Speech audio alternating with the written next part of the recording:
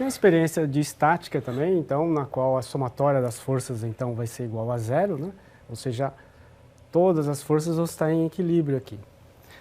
Então, um desafio para o aluno, né, muito simples, que é pegar um carrinho, aí você dá a massa dele, né, quer dizer, você pesa, mede a massa, um balde, também mede-se a massa, um plano inclinado, né, que você pode mudar a inclinação. Agora, aí seria um pouco complicado, porque tem que levar em conta o centro de massa dele, não é? Também para levar em conta onde é que haja força-peso, se ele for resolver esse problema. Sim, né? sim. Se for só a experiência, não, né? Se for para ver o equilíbrio, não. Aí não teria problema nenhum. Então, o desafio seria esse, né? Tem um carrinho, um caminhãozinho, aqui um balde com as massas conhecidas. E aqui você pode dar para cada aluno ou para cada grupo de alunos 2 garrafinhas contendo água, né, aleatoriamente. Então, como exemplo, eu tenho uma garrafinha 435 gramas e aqui uma outra garrafinha 274 gramas. Então, o desafio seria o exercício experimental, né? Vou colocar essa garrafinha no balde, essa garrafinha aqui no caminhão, né?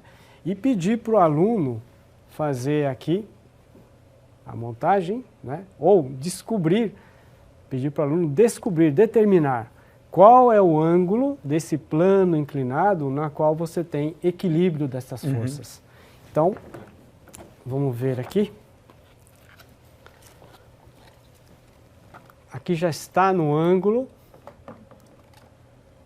né? Já foi calculado, então já foi determinado o ângulo, na qual então eu tenho um equilíbrio de forças.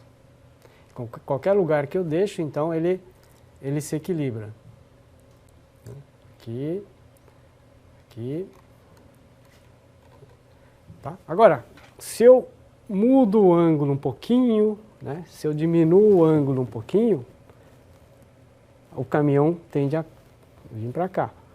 Agora, se eu aumento um pouco o ângulo, vai ter então uma força resultante para lá. Então, o desafio seria, qual é o ângulo na qual eu tenho o equilíbrio? Então, seria um exercício experimental muito simples e muito fácil de montar.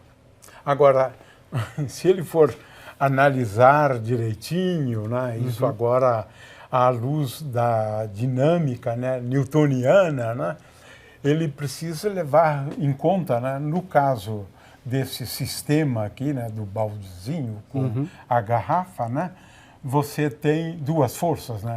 A força peso e aqui a força de tração aqui, né? Então, são 2 forças, né? Veja que agora estamos falando de 2 objetos, né? Então, você precisa levar em conta a somatória das forças sobre esse sistema ou sobre esse objeto, né? As forças agindo sobre este. E agora aquele é um pouco mais complicadinho, né? Porque precisa deixar o centro de massa, a força-peso tem que ser colocada no centro de massa, né?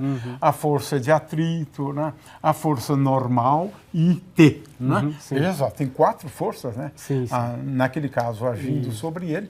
E é claro que, do ponto de vista da segunda lei de Newton, você tem que analisar aqui, no caso, 2 móveis, né? Não são pontos materiais, né? Porque aí nós estamos falando de corpos rígidos mesmo, né?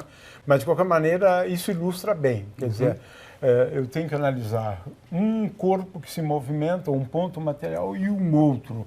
E para cada um deles, né? Para cada um deles, você vai escrever a lei de Newton, né? F, ou a soma das forças resultantes sobre o primeiro é igual a massa do primeiro vezes a aceleração do primeiro. Aqui a aceleração vai ser comum por causa do fio, né?